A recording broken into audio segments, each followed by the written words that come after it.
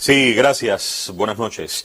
En efecto, como se ha informado por la Superintendencia del Banco Central de Cuba, en los próximos días tendrá lugar una vista oral como parte de un proceso judicial a raíz de una demanda interpuesta contra el Banco Nacional de Cuba y el Estado cubano. La reclamación fue presentada ante la Alta Corte de Justicia de Londres, Reino Unido. Vamos a buscar las esencias para entender este asunto. ¿Quién demanda al Banco Nacional de Cuba y al Estado cubano y por qué? Bien, lo hace un ente creado en Islas Caimán, que por sus características y su modo de actuación resulta ser un fondo buitre. Permítanme algunas palabras acerca de los fondos buitres. Se trata de entes privados que se constituyen generalmente en paraísos fiscales. Gran Caimán es un paraíso fiscal y se dedican a comprar a bajo costo la deuda de determinado país. Utilizan para ello cualquier vía, incluso ilegal, violando las reglas y los mecanismos habituales de los mercados para exigir su pago inmediato bajo amenaza de demanda judicial y así obtener ganancias extraordinarias. Este modus operandi de los fondos buitres produce efectos nocivos tanto para el Estado cuya deuda fue adquirida como también para las normales relaciones económicas internacionales, incluso para el país donde son nacionales o residentes, porque evaden al fisco. En este caso, ese ente deja de pagar impuestos al propio Reino Unido. Entonces, primer elemento, la demanda la interpone un fondo buitre. Su nombre oficial es CRFI Limited. Segundo aspecto, ¿por qué establecen la demanda? ¿Qué piden? ¿Qué alegan? Bien, dicen haber adquirido dos préstamos concedidos al Banco Nacional de Cuba. Eso significaría que son los acreedores y por tanto a ellos debería pagarse la deuda que se contrajo.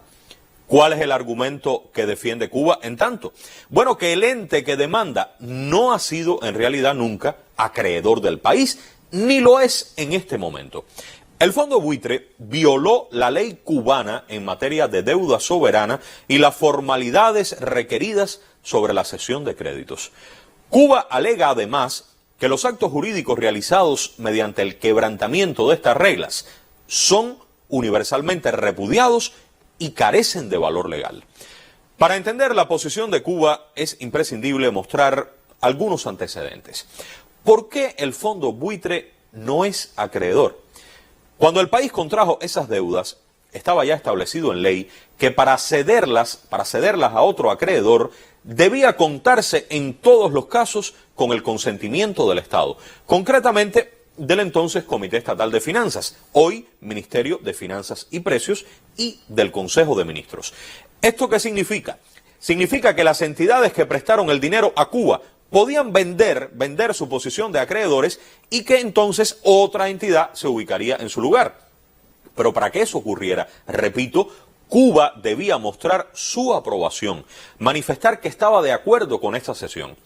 En las normas vigentes en nuestro país está regulado el procedimiento para evaluar esa solicitud. ¿A qué órganos corresponde decidir o no si se acepta ese cambio de acreedor?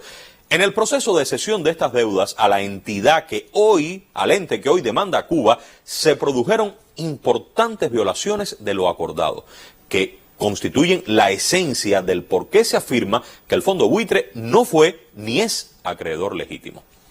He aquí la verdad. Resulta que representantes de ese fondo buitre propusieron a funcionarios cubanos que tenían responsabilidades en el manejo de la deuda externa, actuar de forma contraria a lo establecido en las leyes vigentes, violar los procedimientos que se exigen para que el Banco Nacional de Cuba y el gobierno aprueben o no la cesión de la deuda. Como resultado de esa propuesta, actuaron de forma ilegal, elaboraron y entregaron documentos a los representantes del fondo buitre que supuestamente demuestran que el Banco Nacional y el Estado cubano estaban de acuerdo en que el fondo buitre fuera nuestro acreedor. La acción ilegal de estos funcionarios cubanos, uno de forma dolosa, otros por negligencia, falta de atención y control, invalida la cesión de la deuda. Y esta posición se sostiene no solo debido a las violaciones de estas normas, de las normas cubanas, es que existen también convenios internacionales y disposiciones jurídicas en numerosos países que establecen un proceder similar. Los actos jurídicos realizados en virtud de una conducta corrupta carecen de validez jurídica, son nulos. El comportamiento de los referidos funcionarios concitó una profunda investigación. Los resultados fueron puestos a consideración de los tribunales cubanos. Los responsables fueron sancionados en el marco de las leyes vigentes, con apego al debido proceso y cumpliendo los derechos y las garantías que les concede la Constitución. El juicio de Londres tendrá como objetivo decidir si el Fondo Buitre es o no acreedor legítimo de Cuba.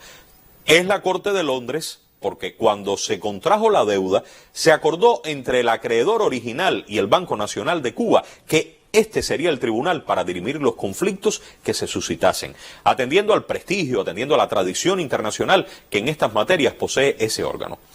Una sentencia favorable para Cuba no reconocería al Fondo Buitre como acreedor legítimo. Una sentencia desfavorable implicaría continuar el juicio para debatir el fondo del asunto. Cuba estará representada en el proceso mediante una defensa sólida que incluye a prestigiosos abogados británicos asistidos por un reconocido bufete español junto a abogados cubanos y a representantes de los organismos involucrados. Seguiremos recabando información objetiva sobre este caso. Las autoridades han afirmado que se informará de manera transparente sobre el proceso judicial. Por nuestra parte, estaremos muy al tanto. Buenas noches.